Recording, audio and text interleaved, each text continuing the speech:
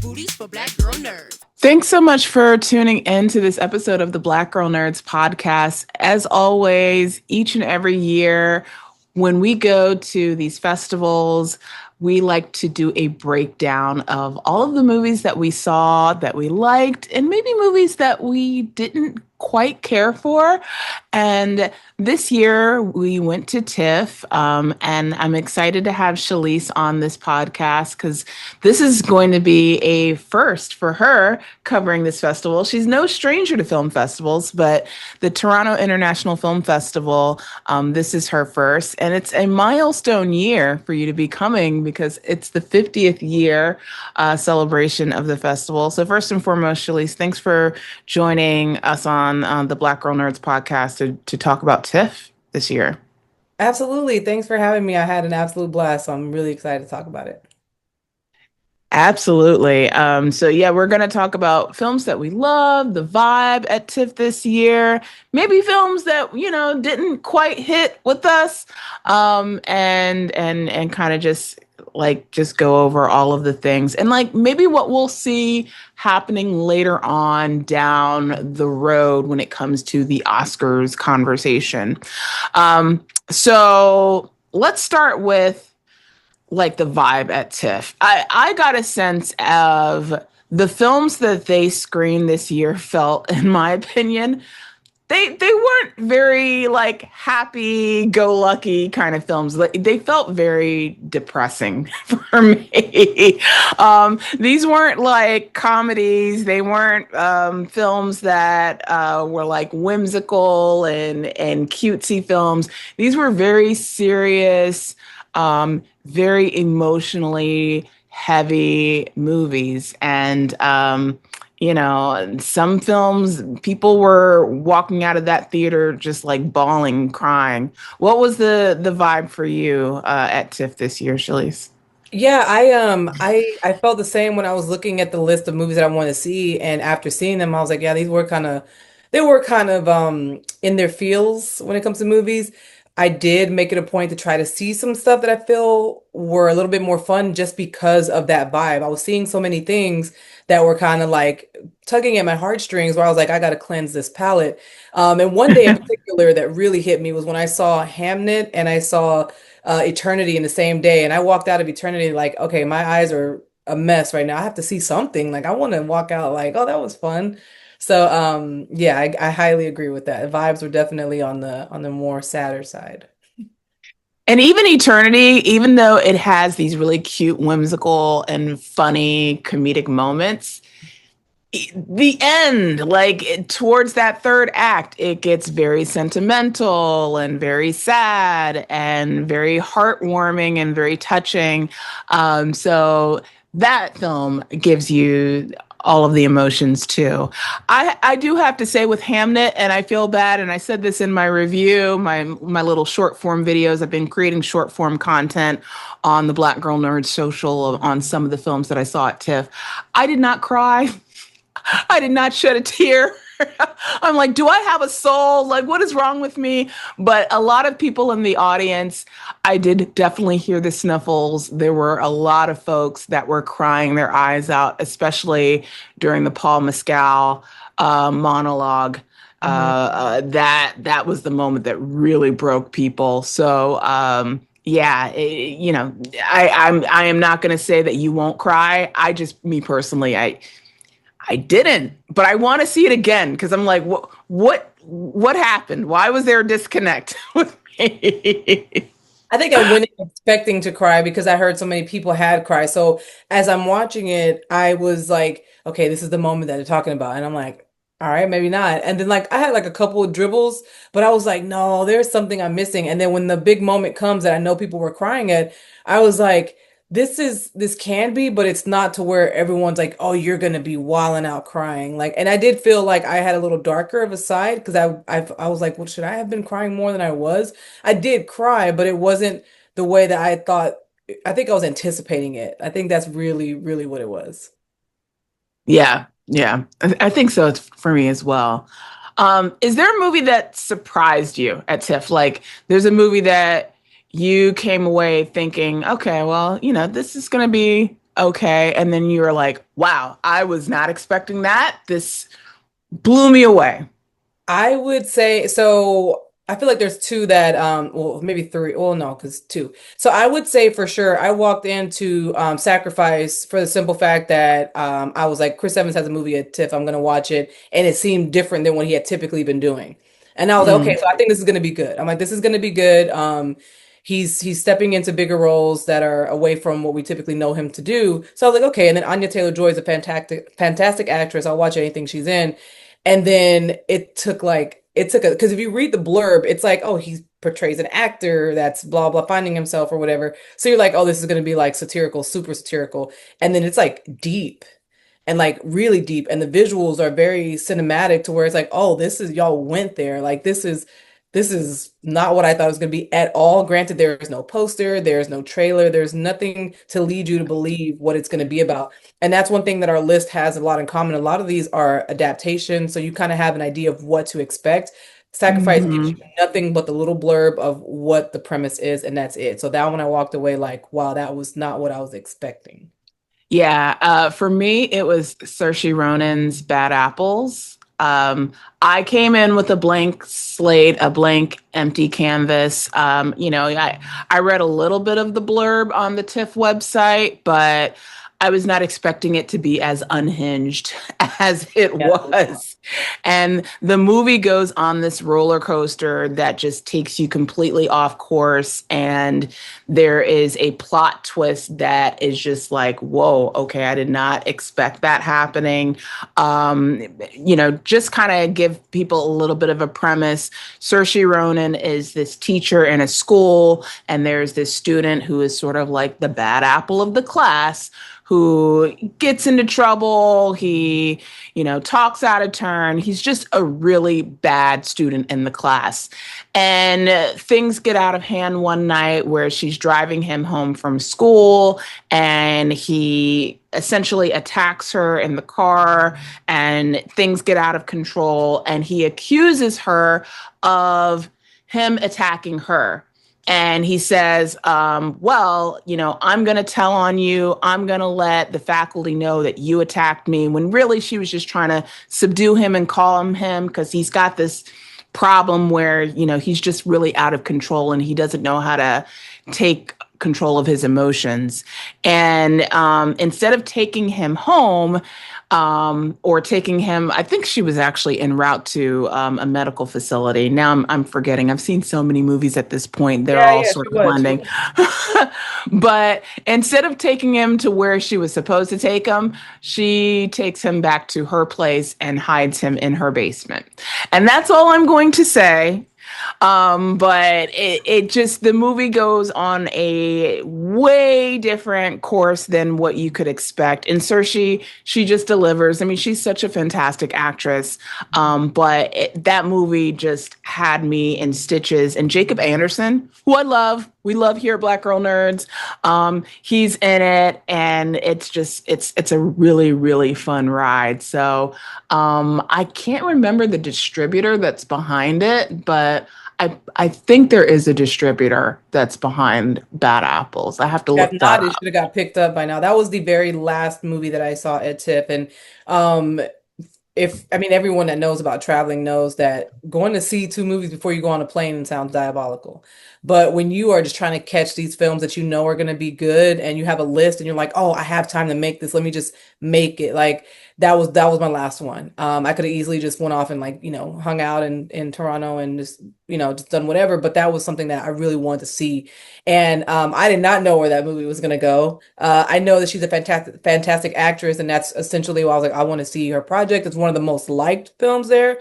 Jamie did Mhm. teach me about the Tiffer app that kind of, lets you gauge what films are going to be good. And that one was, I think that was one of the top three highest films that was rated on there. And glad I got to knock that out because it was crazy. I had no idea where that movie was going.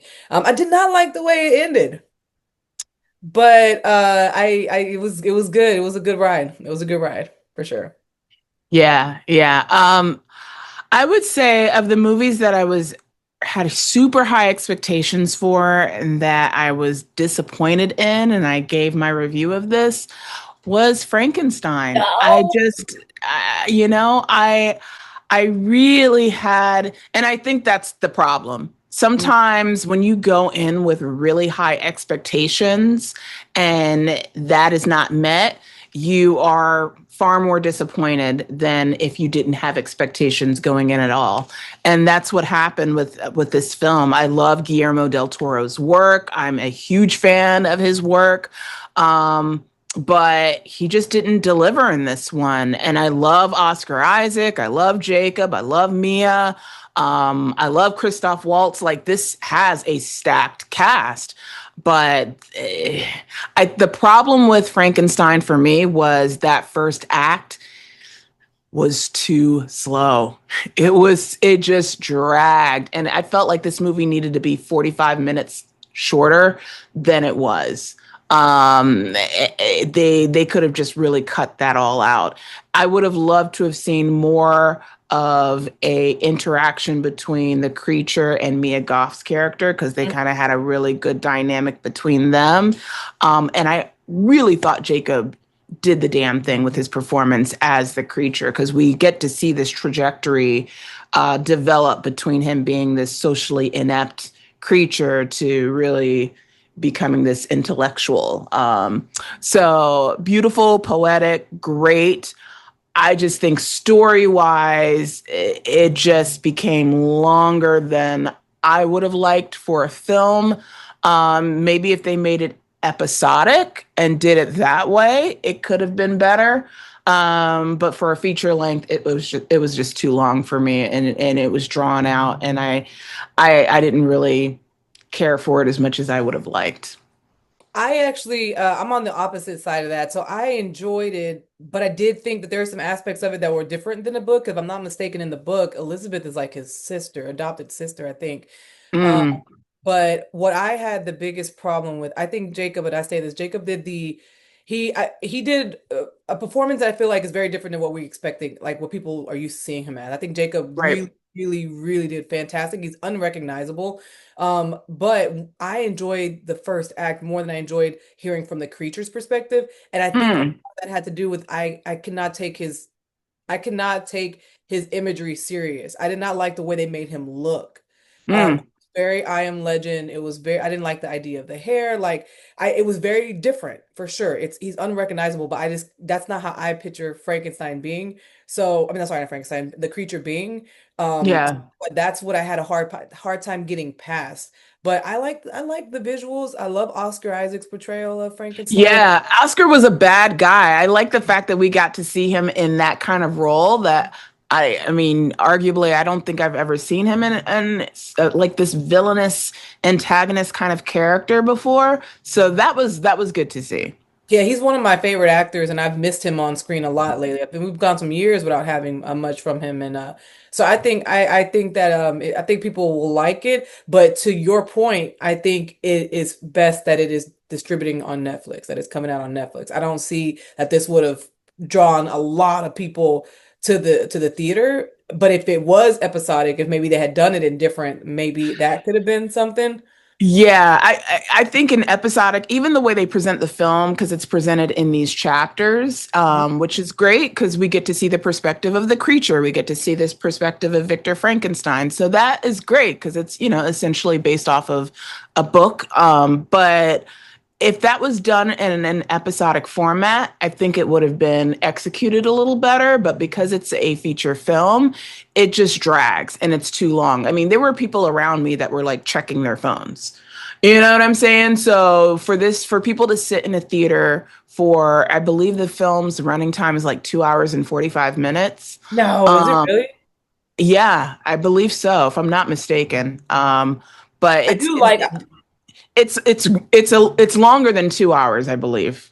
I What's have gonna to look work for that up. this? What's gonna look for this film? I think it's like 225 or something. But what's gonna work for this film, and I'll say this on record, is I've been a big fan of stuff coming out.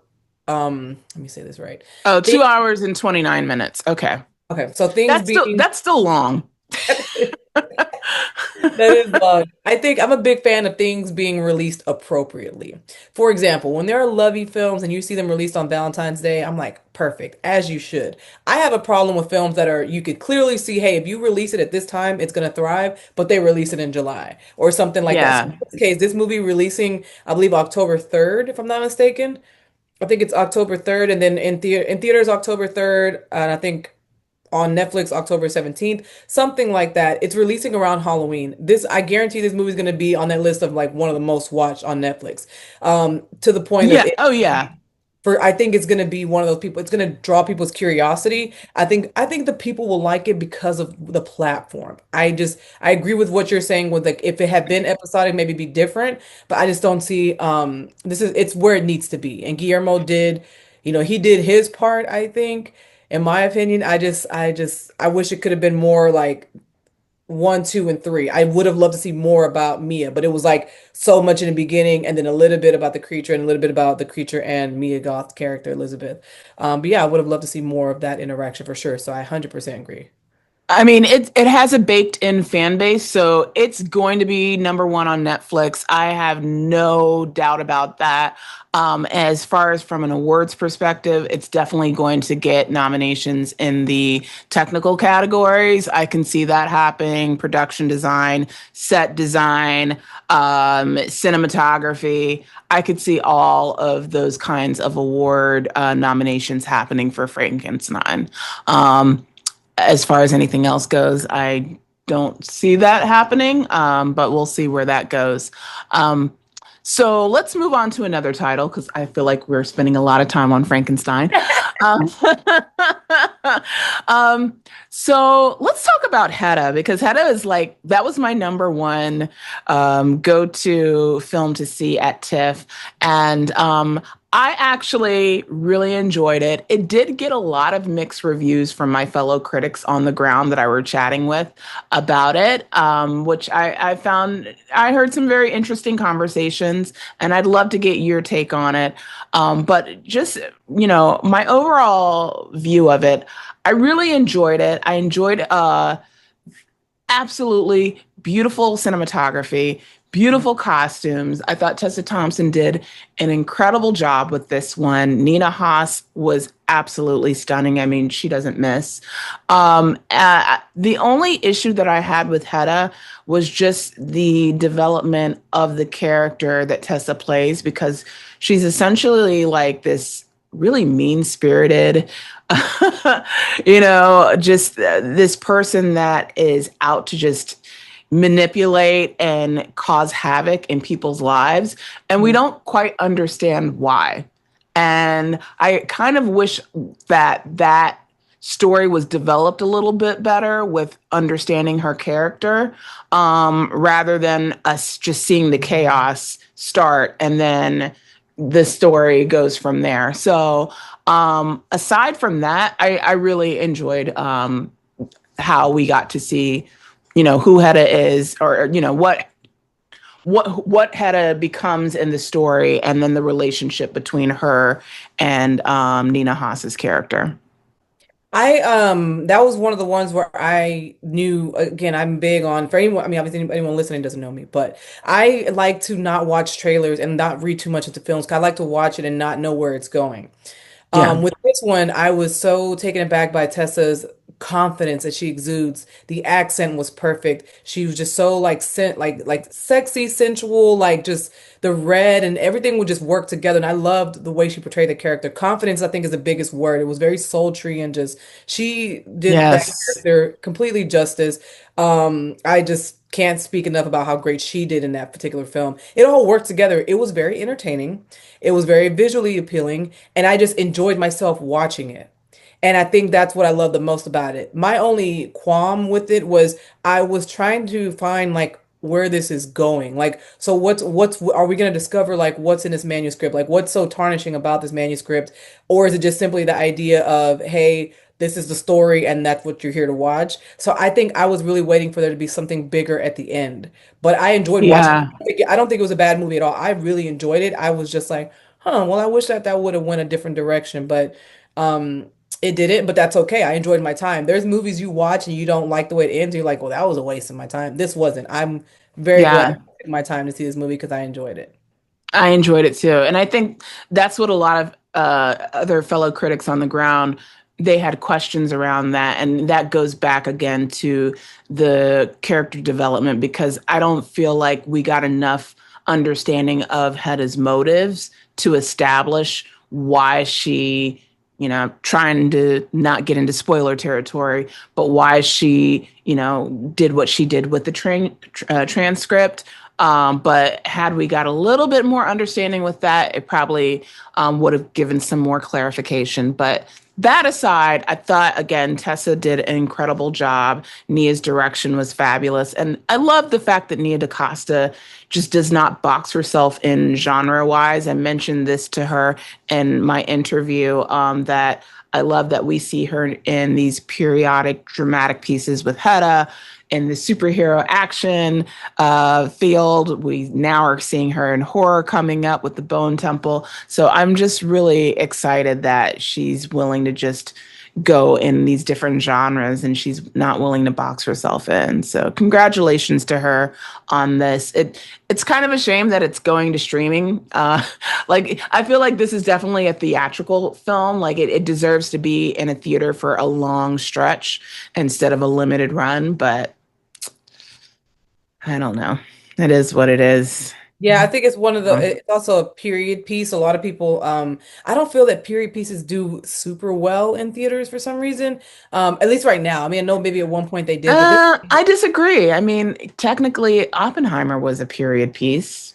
but that's like that's one. I think any film that's filmed for IMAX, it's like you gotta see. Like people are like, I think in the back of your mind, you're like, I gotta see that in theaters because you're feeling like FOMO. There's a lot of films that people are going that I know people are going to see for FOMO. I know people are like, I don't know anything about Superman, but I want to go see it because everyone else is seeing it. Like it's like Barbie. Barbie was an event to go to the theater. If it Yeah. had been like kind of like when people are dressing up to go see these what are they're going to what's there's a movie or there's like a party people go and they dress up like Bridgerton like they go and they dress up to like that's kind of how Picture Head it could have been like it could have been rolled That's out. what I'm saying. It Yeah. could have been like an event kind of thing. I mean, it's interesting because Tessa Thompson kind of suffered the same fate with a film called Sylvie's Love, and that also was a beautiful period piece film, and it also went to Amazon, and it could have really had a life in theaters. So I don't know. I just sometimes these I get that streaming is like the new thing now for a lot of these studios for these films to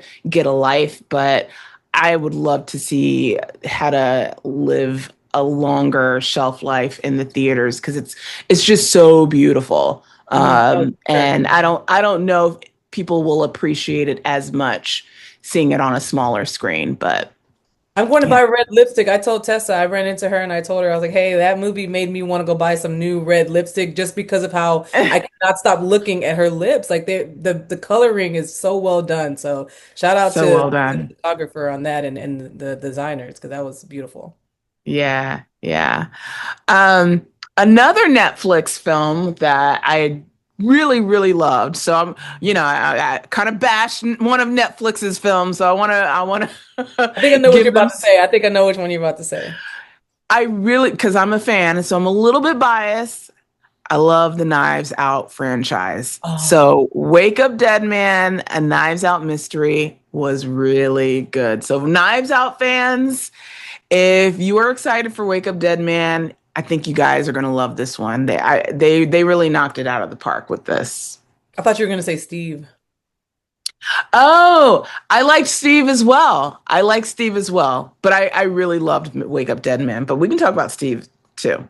I thought, yeah, I have because I didn't. So Knives Out, I'm a little on the sad side 'cause I didn't get to see that one. But I really wanted Oh, to. But that's on. But that goes back to like a list where you have to pick and choose. And that one I didn't have time to see. But that was one of the movies that I really, really wanted to see. That franchise, I feel like when you keep moving people and choosing different, like I love when it's like different cast each time. I actually genuinely like that because you could get a little repetitive. You keep seeing the same characters because you already know enough about them. I love that it keeps shifting this. And I heard this one was a little bit more on the darker side. Is that true?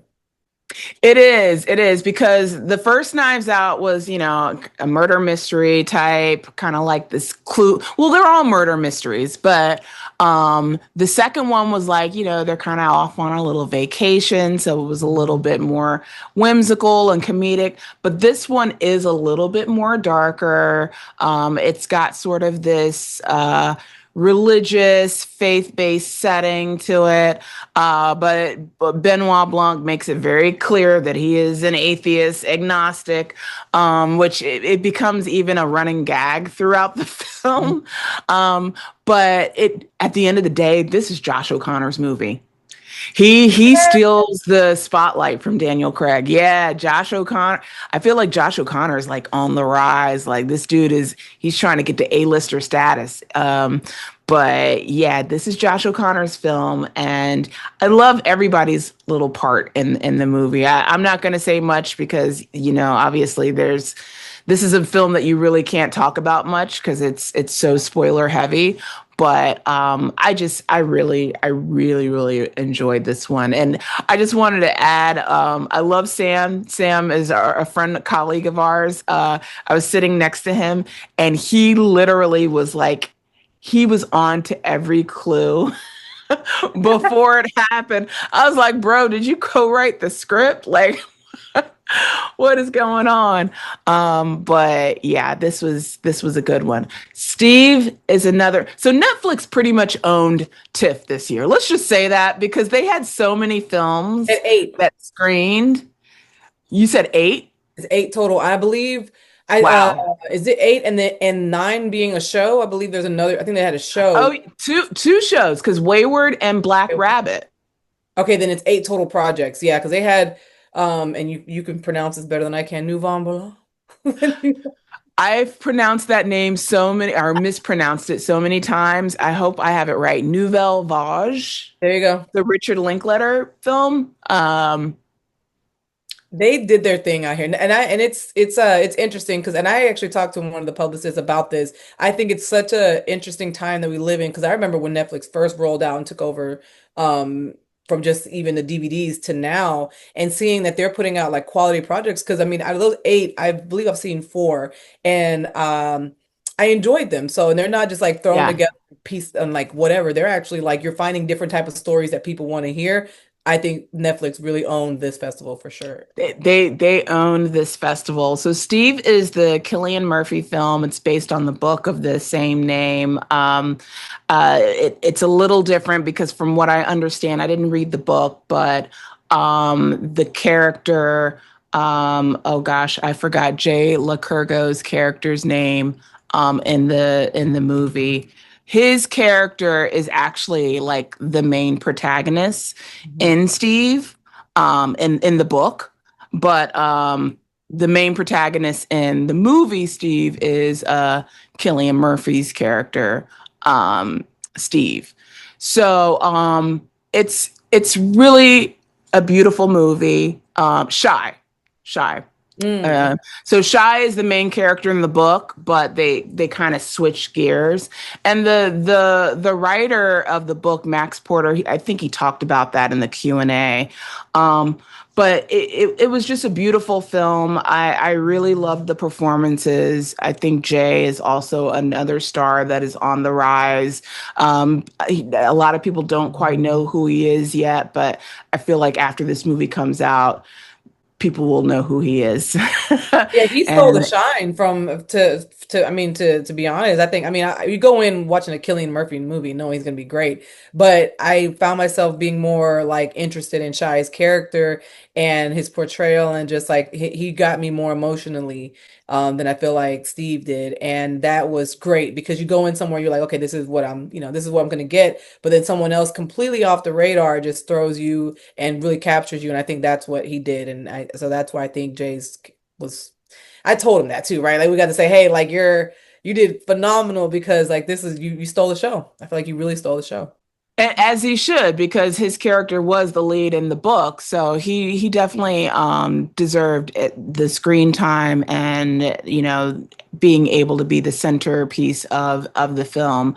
But yeah, just a compelling story because I didn't know much about it prior to watching it and learning about these kids and how broken they were and even the problems that Steve has trying to fix broken people when he's broken himself. And so yeah, this that was a really great film. And also Tracy Ullman is in it and Emily Watson is in it. So it has an incredible cast Mhm. of actors along with Killian. So I absolutely I love that. Love that film.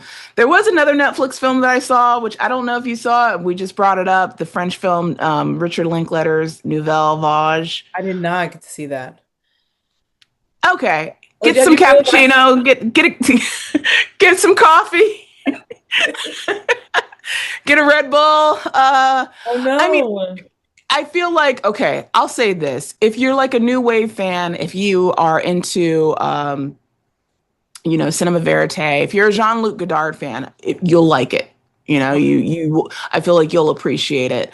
I had expectations thinking that Richard Linklater was going to go and like show us more of a biopic about Jean-Luc Godard. I remember reading and studying him when I went to film school.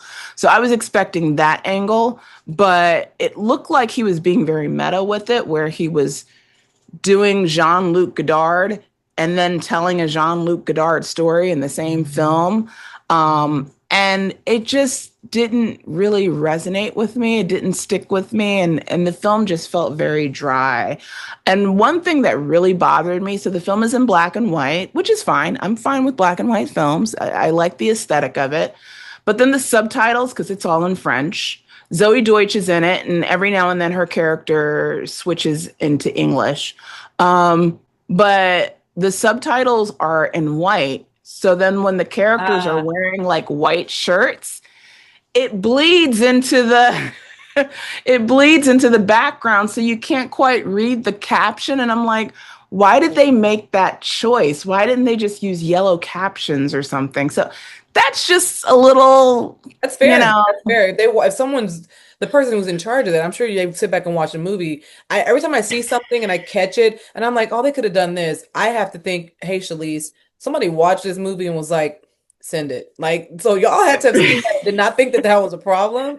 Or maybe it was finished and completed and it was someone else's job to add the subtitles and they didn't watch the whole movie through to make sure that like that could have been something that was easily overlooked. But if that contributed to you missing out on the story, that's a miss on their part, for sure. yeah, it was hard to read the captions sometimes just because of that. I'm like, y'all didn't think about the fact that this was going to bleed into the background. And anyway, so I didn't get to catch Richard because Richard Linklater actually had two films at the festival.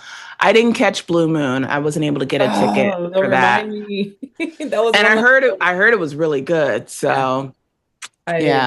yeah. I did want to ask you though, since we were talking about, we did a lot of conversation about visuals, and I know that we both watched this one together. What was your thoughts on A Ballad of a Small Player? Okay. Another Netflix film. Again, Netflix is dominating. First act, very slow. Very slow. Picks up at the second act, very good. Second, third act, it's like, that roller coaster where you're just waiting on the incline, you're waiting, you're waiting, you're waiting. And then boom, okay. I got what this story is about. I understand. I love where these characters are going. I love this direction. Oh, wow, this plot is really cool. So, yeah, Ballad of a Small Player is good. It's just that beginning where they're trying to set up the story. I'm like, what's happening here? And you don't even quite know what's going on. It was boring me a little bit. I enjoyed But the once coloring it so got much. there, it hooked me. The coloring was just so it's like, and I'm not and I go on record by saying I am not a fan of this director, but I felt like this was a vibe. There was like a sprinkle of like Wes Anderson in some way, shape. I don't know. I'm not a Wes Anderson fan at all. But like the Oh, coloring okay. was really, really like bright and visual, and that's what it reminded me of. And I say that I'm not saying I hate all Wes Anderson films. It's just the one that I like went and saw. I was like, I can't like. I can't do this. I got to watch all his projects at home. But like the coloring is what it reminded me. It was very vibrant. Colin Farrell's a fantastic actor. He's another one that's to me kind of similar to Oscar Isaac, to where like they went on this period where they weren't doing much, like they weren't really in big films anymore, and I missed that. So seeing them both back on screen, but Colin Farrell reminded you why he was like such a great actor to begin with. I'm glad that he's back. I know people appreciate him a lot in The Penguin, but this is showing you, hey, don't forget that I do, full blown big films and am a great actor overall, not just the whole physical appearance of changing for The Penguin. But he did great, and the twists and turns in there are awesome. But as a gambler, and anyone that gambles watching this, you're gonna feel that you're gonna feel what he felt. Maybe not in the amount of money that he utilized, but the concepts and the ideology of, okay, just one more, just one more. We will all relate to that. I was sitting there like chuckling, like, oh man, I've been there.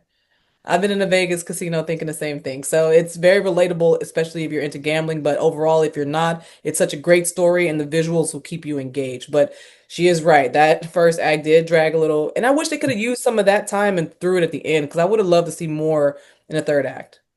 Yeah, yeah. And first, when you were like Wes Anderson, and I'm thinking immediately, you got me thinking of Asteroid City because That's the that one I'm talking about that I gives was mad that me, I wasted. yeah, yeah, it does have that cinematography like look, with those very sort of polarizing kind of colors. But it's beautiful. It's beautiful.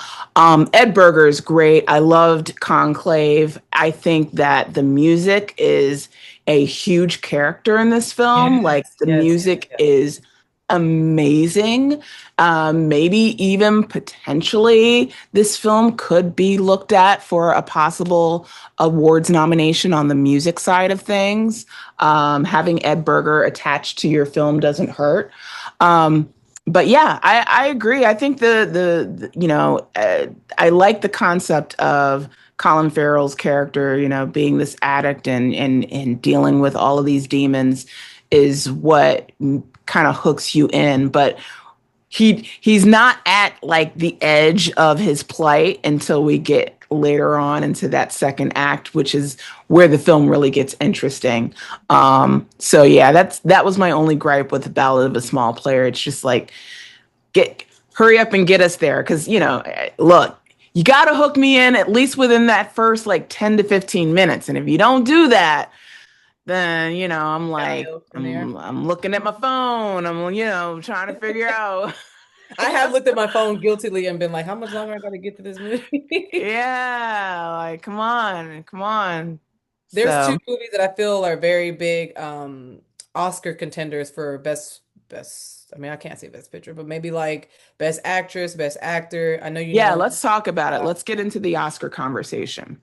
I've been dying to talk about Christie. Okay. And Christie's it's I think I don't I mean I can't say this. I was born in this time. So I'm looking at the time frame. I'm like, man, I don't remember this at all. But I mean, in the day I wasn't paying attention to sporting at this age. But wow, I the one thing I want to say, this is a disclaimer. When you're watching films with potentially an actor that you have side ideas or opinions about, this is one of those films Hmm. where, regardless of how you feel about Sydney Sweeney, you have to remove that from it. Yeah. The same goes for The Rock. I mean, Dwayne Johnson, we talk about him in The Smashing Machine, but Sydney Sweeney did phenomenal. But this story alone is so compelling and so interesting, and it's a true story. So you're watching this and you're like, wow, this lady really went through that. And there's no spoilers involved with this because this is a true story. It has unfolded and it's all documented online. But Sydney Sweeney's portrayal and the way she went through that um like transformation to really gain that weight, to really make sure she accurately depicted Christy, was just wow. I was taking That's one of the movies that was definitely on my list. I almost missed it, found time, and I was like, I have to see this because I just know it's gonna be good, and it blew me away. I agree 100%. I'm concerned that Black Bear is the distributor behind it because, when we have these conversations about awards and awards contenders, it's very political. It really depends on who is the distributor, who is the studio behind it. And I do want to talk more about who I think the contenders are, among the TIFF selections. But I think that, if campaigned hard enough, Sydney Sweeney could definitely be a possible contender for Best Actress. And yeah, you're right. I mean, despite what you think of her, because Look, I I saw get what it. was said on social media. I agree with the opinions of a lot of people about that American Eagle ad, and I was not happy either. But she did the damn thing. She really did. She did a good job in this film, acting, gaining the weight, completely, having a transformation, the accent, all Ben of it. Foster. Ben She Foster she too. did a really, really good job. And I also never heard of this story. I don't follow boxing, I don't follow sports like that, but I now feel compelled to want to learn more about the story of Christy just after watching this. I heard that there's a documentary out about her life. So I want to watch that documentary after seeing this film because it was just such an incredible and just fascinating story. So yeah, it was good. And Ben Foster was really good in this too. Everybody like they were like chameleons in this role. I was sitting with a couple of colleagues and I was like, wait, that was Ethan Embry? Like the dad? I did Mhm. not know that that was Ethan Embry as the dad. It took a while for me to recognize Merritt Weaver as her mom. It even took a while for me to recognize Ben Foster as her husband. So like everybody really emerged in their roles respectively, through makeup and all of that, their accents, and it was incredible to watch. And I loved Katie O'Brien. We've talked to her here at Black Girl Nerds, and she's great, and she did an incredible job. So, yeah, great film all around. That's one thing I have learned. If a film is good, you know a film is really good when you leave the theater and it makes you want to go learn more about it. I've said this before, and I know it's not one of these films, but the producer is also a producer on one of the Apple TV films, The Lost Bus. But I was speaking to the producer of Lost Bus, and F1, I was able to tell him, hey, look, like F1 made me love the movie so much. I want to learn more about F1 because I was not familiar with their game. And this is one of those where I want to go and look at her story, and because it was just you just never know what people go through or how stuff got to where it was. But this is the first female boxer, and now you look at it and we have female boxing. That's if she gets Yeah. going to learn about it. Same with the Smashing Machine, which I know we're going to get to because it's definitely awards contender. But yeah, it's biopics and true stories, and I'm looking at this list. A lot of these are true stories and derived from books. Like a lot of them. I feel like half my Mhm. list is based on a true story, based on a novel. Like that's where the big stories are these days, and that's definitely was a big tone with TIFF this year for sure. Yeah, I mean, Oscar voters and folks in these awards voters, they love stories about biopics and real life tragedies and those types of stories are really compelling. So that's why I feel like Chrissy has a huge chance, and definitely the Mark Kerr story with the Smashing Machine is up there. Despite what you may feel about Dwayne the Rock Johnson, he did the damn thing in the Smashing Machine. He really did. And I said this in my short form video review. It is not the prosthetics. It's not the fact that he's an MMA fighter. People think, oh, well, MMA fighting and wrestling, that's not much of a stretch for him. He's not really acting. It's not that. It's those scenes where he is in conflict with Emily Blunt's character and they are fighting and he is going through emotional turmoil and he is dealing with these inner demons of his addiction. Those scenes, that's what's going to get him the Oscar if Right. he gets not, if he gets nominated, or Emily that's did even great what's going to too. get him the nomination. Mhm. It's those moments in the film. It's not the wrestling moments. It is not the fact that he looks different.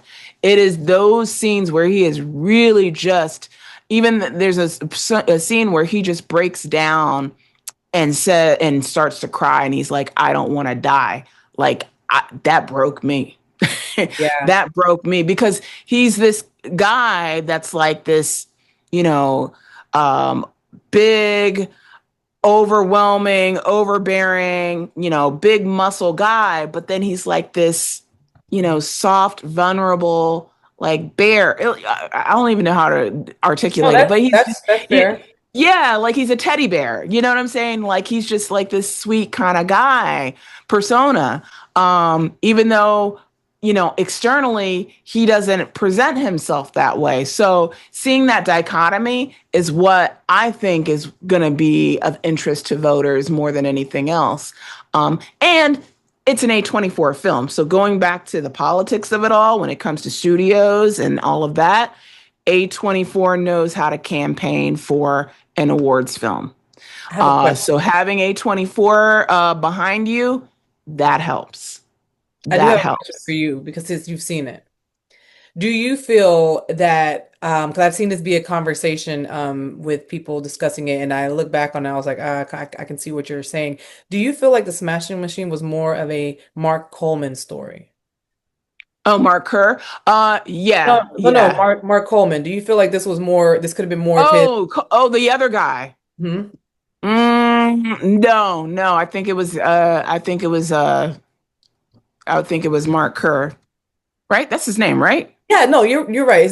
But I'm at, like, because there was a conversation online when they were doing a review. They were like, while this is a good Mark Kerr story, in the background, it's kind of a Mark Coleman story as well, because given what we Oh, saw so yeah, far. yeah. I see what you're saying. I mean, I feel like I'm about to spoil it by saying that, so I won't. Well, yeah, I guess yes the way and the no, movie, because it yeah, happened. Like these are real fights. if Yeah. you look at it the way the movie plays out, you could Hmm. say that, but I would say no. I think at the end of the day, it's a Mark Kerr story. And I mean, I talked to a journalist that didn't like it, and she didn't like it because of the way the Emily Blunt character is portrayed, because she's kind of portrayed more as an antagonist to Mark Kerr, because Mark Kerr is, he's dealing with addiction and he's trying to, get himself back on track. And her character, and I apologize for not remembering the name of, Emily Blunt, um, Dawn, what's the name of the character that she played though? Emily Dawn, Blunt's character, Vaughn. Dawn, Dawn, Dawn. That's right, DAWN. Dawn. So Dawn is like out, wanting to party with her friends and go drinking and all of this stuff while he's trying to stay sober. So, there's a lot of manipulation and gaslighting happening. And my colleague was like, she didn't like the way Dawn was being portrayed and all of that. But I mean, I don't know enough about the real life story to know if That's what I was that gonna was ask. exaggerated for the Yeah. film or if it really happened or That's what I want to yeah. ask you. Like, if she doesn't like, it's one thing to be like, "Hey, I don't like this character." Okay, that's cool. But if that's really how that woman was, the film is portraying how this wife or girlfriend is really like, and also like really bothering you, and you're still trying to fight it and fight it. So if this is really how she was, it's, you could be like, "Oh, I don't like that character." But if she's portraying really how that, how this person was, you can't really be. Like, I don't know. I feel like if, we're just seeing another problem that he had to deal with on top of addiction. Um, Yeah. it's you have to have a support system. And if the person you're dating is, being selfish, then yeah, it is, it is what it is. But if it's, yeah, I feel like if it's based on a true story, there has to be some truth to how that was depicted in some way, shape, or form. Yeah, yeah. I mean, sometimes these biopics definitely stretch the truth. So, we have to be careful about that, but going back to Dwayne Johnson's performance, he did it, So however you feel about him, you kind of have to separate the art from the artist Yep. and understand that when you see talent there, there's talent. So yeah, he he did the damn thing. I think Emily's probably Um, going to get a supporting actress nomination as well, or she's yeah, and she deserves it. I mean, first of all, Emily Blunt doesn't miss. yeah, she So does at all. she just doesn't miss. So yeah, if there's a supporting uh opportunity for Emily, she rightly deserves it. Absolutely. Um, I think among other potential Oscar nominations, Sentimental Value, which I personally didn't care for. Oh, It didn't do anything for me. It was very dry. It was very dull. I managed to stumble into two other critics that felt the same way, and I felt seen. because everybody else loves this film. Like, across the board, everybody loves Sentimental Value. And I was like, oh my gosh, finally, there's two other people that feel the same way. That's But good. you saw it? No, no, no, no. I think that that's good when like you feel like, well, this is how I feel, but am I the only one? And you, other I critics are know. able I to. feel like something is wrong with me when I'm the outlier. I'm like, No, no. no, no. You're very But much very well. I think that I've heard someone say that, but I couldn't speak on it because I hadn't seen it. I was waiting for someone to speak on Rental Family because that's the one that I had high expectations for, and I hadn't heard anything about it, and it was up there with Sentimental Value. yeah, Sentimental Value will definitely get nominations for Best Actress. Revis, cannot say her name. She'll likely get a nomination. Stellan Skarsgård is also in the running for a nomination. So that one is definitely on the list for that. Also, Hamnet, Jessie Buckley deserves absolutely. She's People are saying like she's a lock. They're saying she's a lock. And maybe even Paul Mescal, I but think he'll. Jessie Buckley definitely. Yeah, I And think. Chloe Zhao is being mentioned Mhm. for Best Director. And there may even be a possibility, even though this did not screen at TIFF, that Catherine Bigelow is in the running. And if that happens, then it'll be the first time ever that the Oscars have two female directors for nominations. So let's cross our fingers that that happens. Yeah, that'd be Um, great. so yeah. So that's so far what I'm seeing as far as awards opportunities that are films that have come out of TIFF is Hamnet. Um, yeah, I haven't heard anything about Rental Family. I have not, even though Rental Family was good. That was an amazing film. Um, Sentimental Value. Nouvelle Vague recently was submitted for the French Oscars, so Netflix may be pushing for that one. What about No Other Choice? No Other Choice was submitted for Korean Oscar, Okay. so that one. And I'm so mad. I'm so mad because I went to the P&I screening for No Other Choice and I did not get in. I got there 45 minutes early. And, at TIFF, for those that don't know, they have these P&I screenings for us critics, and it's like a rush line. And just because have a press and industry badge doesn't necessarily mean that you get in. So, yeah, I got there 45 minutes early and there was a long line, and me and two other critics that I knew, we didn't get in. A fun So fact, you guys listening though, just to give you an idea of how good and anticipated or sought after that film was, they added after that screening happened, they added additional. We got an email. They added additional screenings for that film.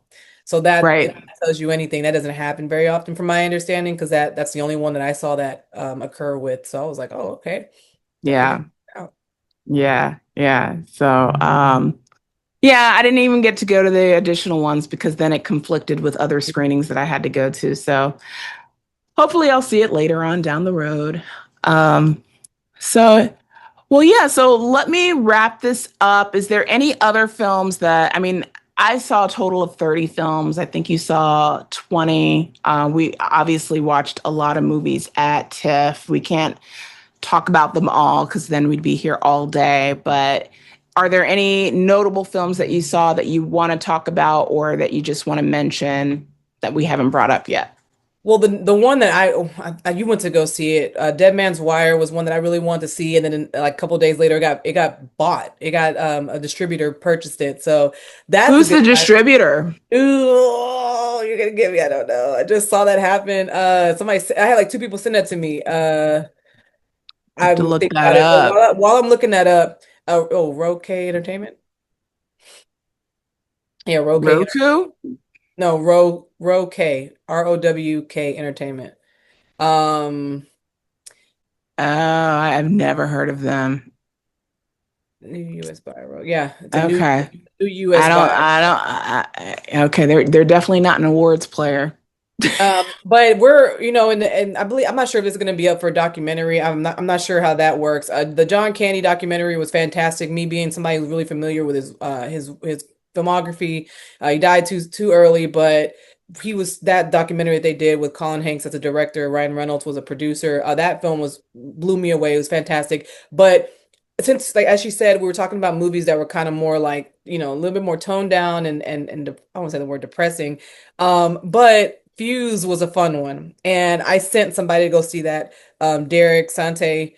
I was like, "Hey, you got to see this movie." I kept talking it up, and after he saw it, I was like, "Hey, was I like the only one? I want to see what he thought," and he loved it. So, Fuse with Aaron Taylor Johnson and Theo James was one of the few fun films that came out of the festival. On top of that, Roof Man with Channing Tatum and Kirsten Dunst was really, really good. And that, again, based on a true story, the guy that cut those holes in a McDonald's. So Roof Man, definitely, when that movie comes out, and Fuse are two of the movies I think are going to be those theatrical, fun ones to go see. And I just want to give a shout out to some films that you guys should check out. Laundry, we interviewed the director here on Black Girl Nerds podcast. Definitely check that out. Beautiful film.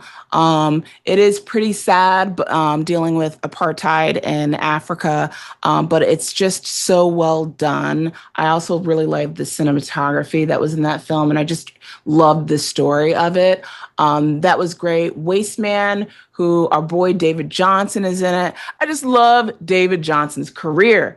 This dude has gone from, I mean, I first saw him in Rye Lane. I know he was doing industry before that, but I saw him in Rye Lane. And just to see his glow up from Rye Lane to Alien Romulus to now he's in The Long Walk. And then he's got this film at TIFF with Wasteman. This movie was really, really good. And I definitely think that hopefully it's got a buyer because I don't think it has distribution, but I hope people go out and see that one when that one gets distributed. And also, there's this movie called Dust Bunny by Brian Fuller, who way back in the day on Twitter, Black Girl Nerds, we used to live tweet American Gods, and Brian Fuller would tweet with us. So I wanted to give him some love because Dust Bunny is so cool because it's got a little bit of like all. This is his first time directing a feature film because we know Brian Fuller from his work as a TV creator. He created shows like Dead Like Me, Hannibal, American Gods, Pushing Daisies. So all of those shows have a little bit of that flavor in this movie called Dust Bunny, and Mads Mikkelsen is in it. So definitely that is one to have on your radar when that comes out. So yeah, those were some other films that I really liked at TIFF. Dinner with Friends was another one that I liked because it was so realistic. Like having a hard time planning, I mean, I'm dealing with this now. Like when you get older, and I say older, just being in 30s, 40s, like it's harder to plan hanging out with your friends. And this movie really, really captures that. The coloring is beautiful. It's like a beautiful, like brown color, but it pretty much deals with friends trying to plan dinner and seeing how hard it is to really get together because people's lives change. And that one was really relatable if you have a group of friends, or even if you don't, family, same thing, trying to get together. That really depicted that very, very well. Yeah. And then also, if you're like a documentary nerd, Raoul Peck, who we've talked to here on Black Girl Nerds, he's done some really great, notable documentaries in the past. Orwell 2 + 2 = 5. It's a tough watch. It's a tough watch. It's about the rise of fascism all across the world. So, very timely right now. But it does have archival footage of real life images of just really, just war images. And we know what happens when we see people on the battlefield and what happens to them. So it's showing those real life depictions, but it's something that is a newsworthy event that is very accurate to the times that we're living in. So a notable documentary to watch at this time. I did not get a chance to see Eyes of Ghana, but I heard that that was a beautiful documentary, and I definitely want to watch that one when that one gets closer to its release. So I just wanted to throw out those documentaries. And then Michelle A. Stevenson also has a documentary I did not get a chance to see called True North. So that's also on my list. So just want to throw out the documentaries out there. In addition to John Candy, I Like Me. I want to see that one too. Awesome. Yeah, that one's fantastic. And yeah, I think these were we saw a lot of the same movies. So I think that We that was did. that was good to have that be able to hear different perspectives of it because there were so many. There were so many and seeing 30 movies, Jamie saw 30, I saw 20. I think that says a lot if you have a lot that are the same because at least we know what was captivating. It was hard for me to stay awake during some screenings. Yeah, I was trying to give But then Jamie this took others kept a me. lot of us. Yeah, yeah, exactly. But then some kept me really engaged. One last one I want to mention. It won the Palme d'Or at Cannes. This movie called "It Was Just an Accident." It was so good. I still think about that movie even now. So it's one of those movies that just sit with you, that just resonate. I think that this is going to get a nomination for Best Picture, and I say that with confidence because it won the Palme d'Or at Cannes, and it also has Neon as its distributor. And the last film that won Palme d'Or and had a Neon distributor was Anora. Okay.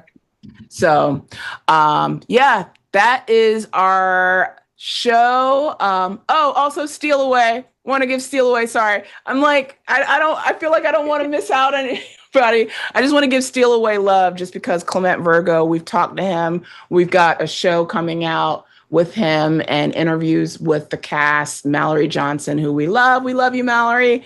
And Gory Rice is in it. Beautiful horror gothic fairy tale story with these two women and Clement Virgo. I love the fact that he, again, like Nia DaCosta, he doesn't box himself genre wise when it comes to his films. He did a film called Brother with this actor. I don't know if you've heard of him, Aaron Pierre. I don't know what he's doing lately, but he, he did a film with Aaron Pierre a few years ago at TIFF, and Steal Away is another hit that he has come out with these two beautiful women at TIFF. So definitely, I hope that that gets wide distribution so everybody else can see that one. So yeah, okay. Now we can wrap it up. Thanks for tuning into our TIFF podcast of films that we saw during its 50th anniversary, and we will see you next time. Till next time. Bye. Bye, guys.